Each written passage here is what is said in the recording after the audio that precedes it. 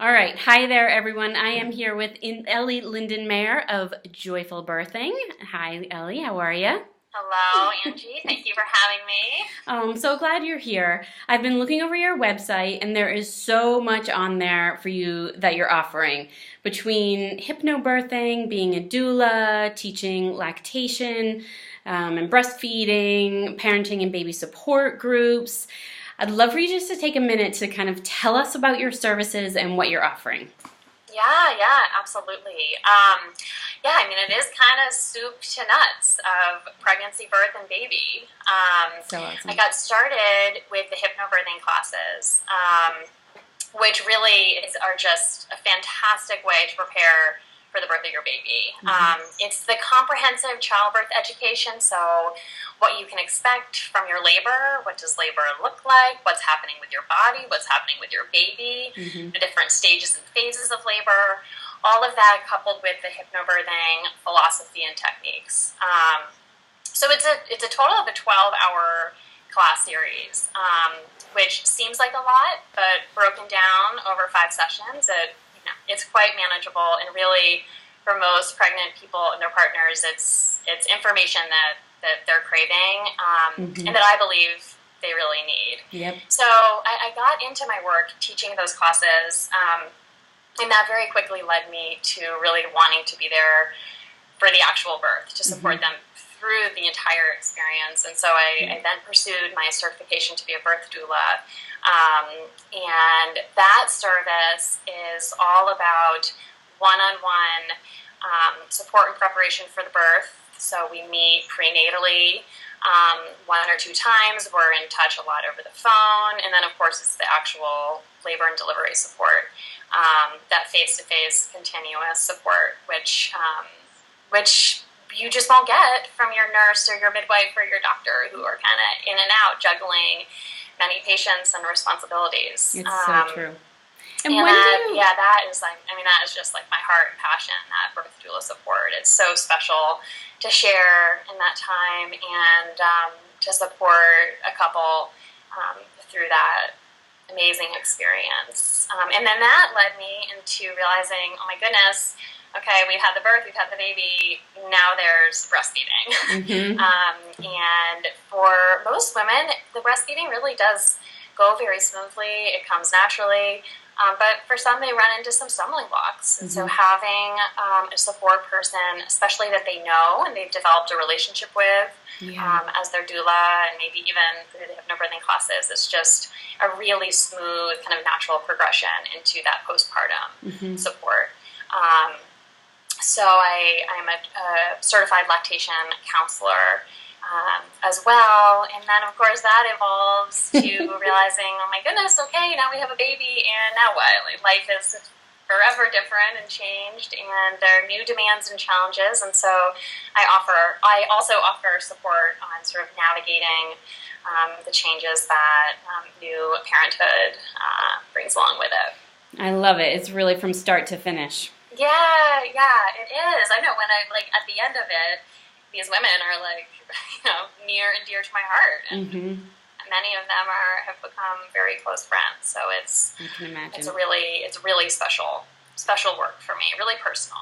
I love the fact that people they start that relationship while they're pregnant, before they even go into labor, because what I find with so many of my patients is that they get to the other side. Maybe they haven't set up with a doula or anything. They get to the other side and the baby is here, and they have all of these questions and struggles and challenges, but they haven't developed the relationship with anyone. And so they are all of a sudden, kind of reaching out for a lactation consultant or for someone to come by. It's someone that they don't know. It's a very emotional, very personal experience, and they're working with somebody, which is still fantastic to be working with someone in the first place, but they're working with someone that they don't know and haven't met before in a really personal way. So I love that you kind of have the progression set up where you can develop that relationship ahead of time through the birth, and then really supporting them postpartum Yeah, I think it's fantastic. Yeah, thanks, Angela. Yeah, I mean, it definitely makes a lot of sense, and I think that a lot of women out there who find themselves postpartum without that type of support, needing lactation support, they don't really know where to turn to, and the idea of inviting a stranger into their home to witness their newborn baby breastfeed, like, it's just too much. Yes. So they turn that support away, and then they think, okay, well, I'm going to supplement, and I'm going to do this and that. They read online, and next thing you know, that baby's weaned before it's 3 months, and they've kind of gone down this path that they had hoped to avoid. So, especially when it comes to breastfeeding, I think that early support is the key. I totally agree with you. Yeah. So let's back up for a second and talk about the hypnobirthing piece of things. My question for this is that what patients often say to me is that they're really interested in hypnobirthing, they're all excited about it, and they read the book, and I'm like, okay, so have you taken any classes? And they're like, nah, I'm just going to read the book, I think that's enough. And so what I'm wondering is, what's your take on that? Do you think it's enough? And what do you recommend? What are your thoughts around that? Yes, good question. I think the book is a great start. I'm so glad that women are seeking out those resources and reading and researching. That's an awesome first start. Yep. But in terms of preparing yourself for a birth, especially a hypnobirth, that's just the tip of the iceberg. The book and the audio component that's included with it really is just an introduction and is not intended to replace taking the actual course. Like I said earlier, the actual course is a 12-hour of face-to-face information. Yeah, it's pretty substantial. It is very substantial, and there are probably within that, I mean, my goodness, maybe an hour and a half to 2 hours of video component that, of course, is not included anywhere in the book. Yep. So much of the hypnobirthing is working to deconstruct the cultural sort of myth that we hold today that birth is painful and scary and terrifying. On the media, that's how it's portrayed. These are the stories that women share often about birth. And so in hypnobirthing, we really don't believe that. We look at how that has been sort of a legacy passed down to us over the course of hundreds of years. Yep. And we work to kind of break that down and replace it with the message, actually, that birth is normal, healthy, beautiful, can be gentle, and can actually be easy. And so seeing depictions of birth in that way help to sort of reframe the way in which we see birth and think about birth. And so that video component is enormous.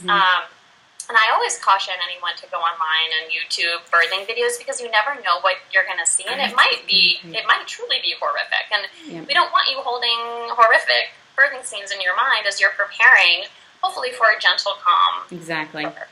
So that's one big part of it. And the other big part of it is having the opportunity to sit down face to face with a childbirth expert, to ask your questions, to hear their story.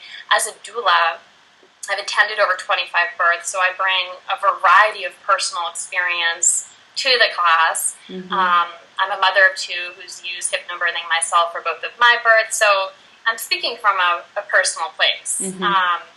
And it's often those anecdotes that are the most powerful for my students.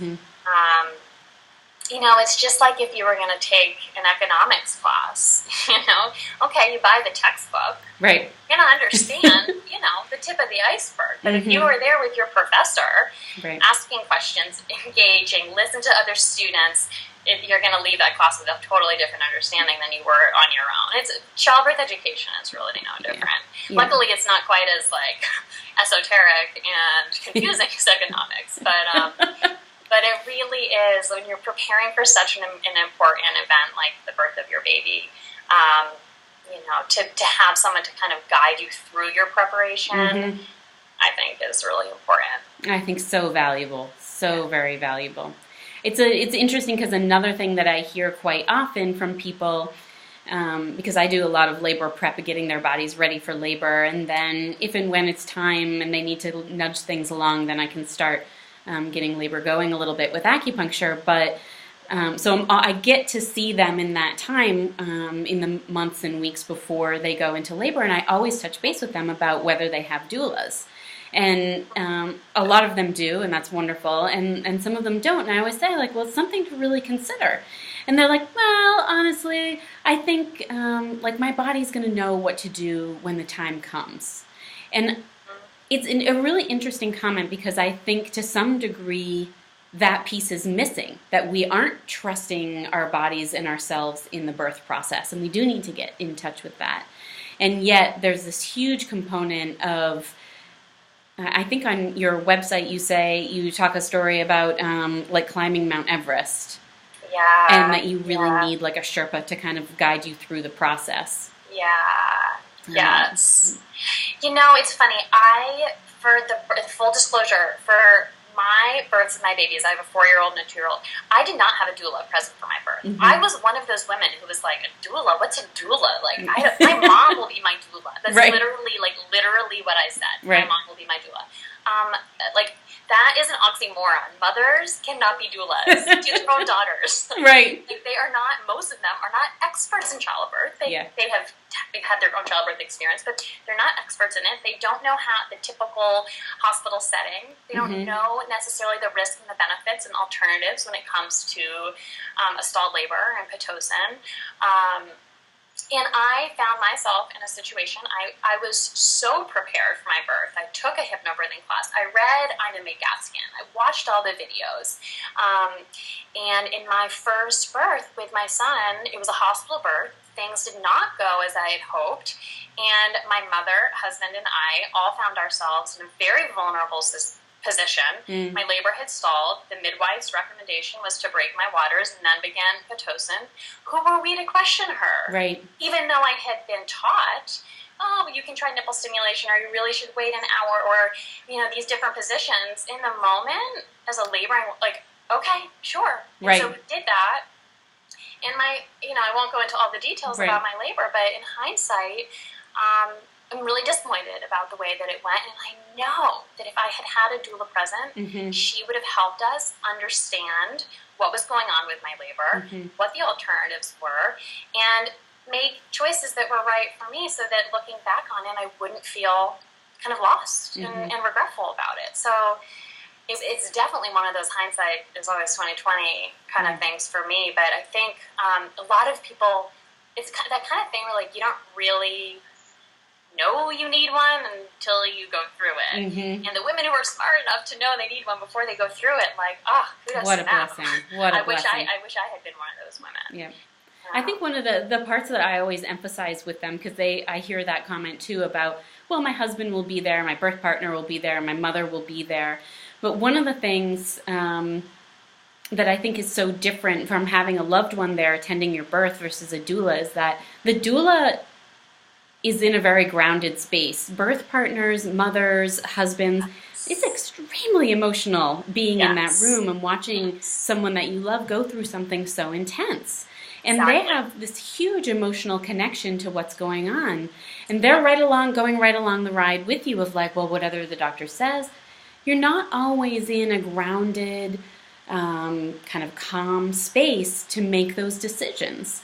Having a doula with you really, a doula is in a totally different space emotionally when it comes to helping guide you through those decision processes. So, yeah, it's that objective standpoint. You know? Exactly. A mother and a partner, they just can't. It's too heavy. Right. It's heavy. It's too important. It is. It's a big deal. Yeah. Cool. So let me ask you a little bit about breastfeeding, because that's the other thing that I always kind of impress upon my patients is that it's really valuable to learn about breastfeeding before you go into labor and before birth. Yeah. So why do you think it's important for women to really learn about breastfeeding before they actually have the baby, like before the baby arrives? I mean, I'm a huge believer as an educator. I was an English teacher for 10 years before I became a birth worker, that knowledge is power. Yeah. I really do. I really, really do, especially when it comes to birth and when it comes to breastfeeding. You will only feel empowered with knowledge about it. Understanding the hormones that are involved in breastfeeding, the things that you need to be doing with your baby to increase your milk supply, to cause your milk to come in. just that basic understanding of what's going on within your body. I think in today's culture, we've gotten away from like maybe that deep connection and understanding of our body. You know, we're quick to write scripts and get the quick fix medication, and maybe aren't quite as tuned in as we used to be. And I think when it comes to breastfeeding, we really need to kind of pause and slow down and think about what's happening in our body and how our body is responding to our baby to nurture and sustain that baby. Yeah. And there are things to know that I didn't know. So much of my work as a birth worker is inspired by, oh man, I wish I had known that. Yeah. Known what I know now. I breastfed both of my babies until they were 18 months, which I'm incredibly proud of and feel really good about making it that far. But I did not know until I was in my lactation training that the World Health Organization and the American Association of Pediatrics recommends exclusive breastfeeding for the first 6 months of life. And that designation, that exclusive breastfeeding designation, gives the baby and actually the mother, but really the baby, the best outcomes. Any other population, those babies are protected against leukemia. They have a 14 to 17% reduction in their risk of developing leukemia, which is on the rise. They are 50% less likely to die of SIDS than their counterpart formula-fed or supplemental-fed infants. And the list goes on of the health benefits. I gave both of my babies, I don't know, maybe 3 bottles of formula between age 3 months and 6 months, thinking, oh, it'll make her sleep better, or, oh, she doesn't seem maybe like she's totally satiated. And so I filled up, an organic formula and thinking, okay, it's not as good as breast, but like, how could it really hurt? And and so be it. But now I know neither of my children qualify for being exclusively breastfed for the first 6 months of life. And so all of those health benefits, instead of having the optimal sort of rates of benefit, they're cut down a notch because they had supplementation. So even one bottle of formula changes the pH in the gut. It changes the microbiome of the gut. And it impacts a baby's health. And that to me is like, oh my God, if only I'd known. My babies didn't need that formula. Thank goodness formula is there for those babies who really need it. It can be a life-saving measure. But it's often used very casually and unnecessarily. So like even just having access to information like that in a prenatal breastfeeding class, I think could make a really big difference. Me too. Like you say, knowledge is power. It is. And not only does it, I think it makes, having that knowledge beforehand makes you feel so much more confident and comfortable in what you're doing. And when it comes to being a new mother, I feel like anytime you can create a more confident experience, then all the better, because this is a huge, you get thrown in all of a sudden to this huge learning curve about all things baby. And so the more we can prepare for that, the more we can manage fear and anxiety and just improve, our own quality lives of mothers, as new mothers. So I think it makes all the difference. Absolutely. And so one really specific question, just to give people like a little pearl, what do you think is of the patients that you work with or the clients that you work with, what do you find is the biggest challenge in breastfeeding that women come up across? I think the biggest challenge that women perceive, I don't know if it's actually for every woman the true challenge. I think the most common concern for breastfeeding moms is their milk supply and having a low supply, not having enough milk for baby. Is baby getting enough? How do I know if baby's getting enough? It's hard because you can't, your baby's not see-through. You can't see the amount of milk that's going to your baby. I think a lot of moms wish that they could access that information. But newborn babies are so tiny and they're so vulnerable, and we're literally counting the ounces, sometimes the grams of their weight. And once the baby's born, that's the big thing. that weight gain? Has the baby gained back its birth weight? Is the baby gaining an ounce a day? Blah, blah, blah, blah, blah. So much fear wrapped up in that whole issue. A lot of fear, and understandably so, because that's now your number one obligation. Yeah, and I think doctors and caregivers are pressing that issue. Oh, and they need to be, because babies who are not gaining the right weight are at risk for malnutrition and failure to thrive, and they've got to be gaining weight. That's essential. So I think knowing that and feeling the pressure, it's a concern for most every woman, even the women who have plentiful supplies. And so is there any one thing that if you could tell them, because I think I totally agree with you that that's the biggest challenge. It's what I hear women complain about and express concern about. Complain isn't the right word, but just be concerned about the most. And for me, what I see is that it generates an enormous amount of anxiety in new moms. And so is there any kind of one thing that you could speak to around that issue that would be helpful for women either about to have babies or that are, brand new moms dealing with this issue? Yeah, I mean, the first is and this is my advice when it comes to birth too, you need to just trust your body. Yeah. Trust your body, trust your baby. Yeah. We are around as a human species because the system works. If birth didn't work, we wouldn't be here. Mm-hmm. And it's the same thing with breastfeeding. If women historically if we've always struggled with making enough milk, we wouldn't be here as a species. Right. Our continuation as a species is dependent upon our ability to nourish and nurture our babies. Our bodies are smart, and our babies are smart. Yeah. If we can tune off our mind and the fear and the anxiety, our bodies will do what they're designed to do. Oftentimes, it's the stress that can impede the milk, even the milk letdown. Yeah, absolutely. And the birthing process too. So my biggest recommendation is just trust yourself and trust your baby. But in terms of actually influencing the hormones, because it's all about the hormones. I mean, the breastfeeding hormones are prolactin. That's the hormone that is responsible for telling your body to produce milk, and oxytocin. And oxytocin is the love hormone. That's the hormone we release when we have sex. It's the hormone that's responsible for uterine contractions. It's the hormone we release when the baby is born. And it's the hormone that causes the milk to be released from our cells and let down through our breasts. So oxytocin's huge, and that's the love hormone. That's why when we breastfeed our babies, we fall in love with them even more. Yeah. And so the more time you spend skin to skin, and that's bare chest for mom, naked baby except for the diaper, that will tell your brain, we've got a baby here. We need to start producing milk. That's the prolactin. Yep. Skin to skin, baby touching the nipple, baby salivating on the chest. That tells your body we have a baby here that we need to feed. And then the baby's action of actually being at the breast and stretching the nipple into its mouth, that is what causes oxytocin. And that tells your body, okay, you can now release. We've got a baby here.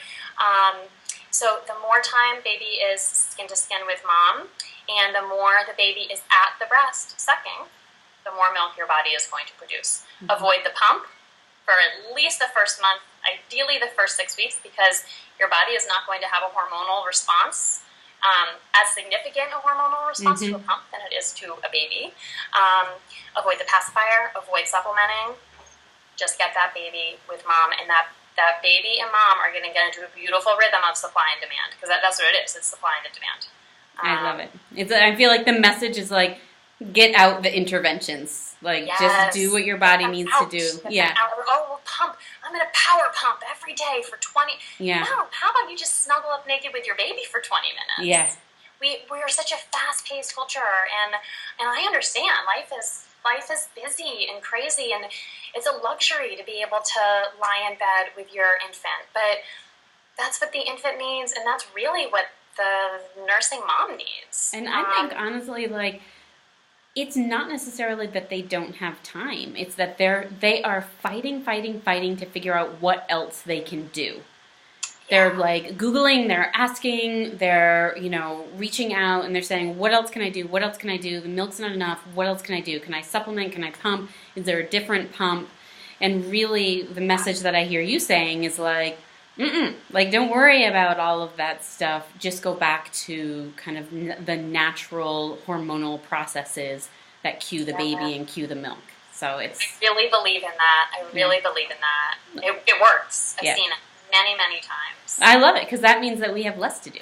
You do. Yeah. The fenugreek, whatever, like all of the mother's milk tea. Right, try it, but be with your baby. Yeah. Be with your baby. That's what's gonna cause that milk to be flowing. And it will. And if you're worried about the baby's gaining weight because the pediatrician is saying this baby's not gaining enough weight, get on the phone and hire a lactation counselor, hire a lactation consultant. Get the support that you need. Yes. So you nip it in the bud, and then we go from there. Yeah. But a newborn baby, too, should be nursing 10 to 12 times within a 24-hour period. Mm-hmm. That's it for a normal, adequate milk supply. So that means, if baby's sleeping 6-hour stretches, probably should be waking that baby up. Yeah. To keep that hormonal response going. Otherwise, your hormones are going to start slowing down. Yeah. So there's little, things like that to look at. If the supply is low, but that's where the expert comes in. That's where the support comes in. Yeah. I love it. All right. Well, I want to wrap things up so we don't take this too much time from people's day. But can you tell us where you're practicing out of, what areas you work with, and then how best to contact you? Yes. Thank you. I am up in Amesbury, Massachusetts, so really serving the North Shore. We're right near Newburyport. Most people know where Newburyport is. Yeah. So I serve in North Shore, but I go to Portsmouth, New Hampshire. I do go down to Boston. I have kind of like a 50-mile radius. Okay. I've actually gone even to Worcester, so I do have a wide service area. I have an awesome studio in my home for all things joyful birthing. I teach my classes there. I hold my consultations there with my doula clients and lactation clients and classes. And the best way to reach me is by checking out my website, which is joyful-birthing.com, and then contacting me via email or on the phone. And I highly encourage people to go see your website because it is really well done. There's a ton of information there. It's really clear and it's beautiful. So I think job well done. People should definitely check it out. Thank you, Angela. Well, thank you so much for talking to me today. I feel like we provided a ton of really great value. People have a good idea of what services you offer and why they might want to get in contact with you. And so I just thank you again so much for joining me today, and I look forward to connecting soon. Thank you, Angela. All right, take care. Okay.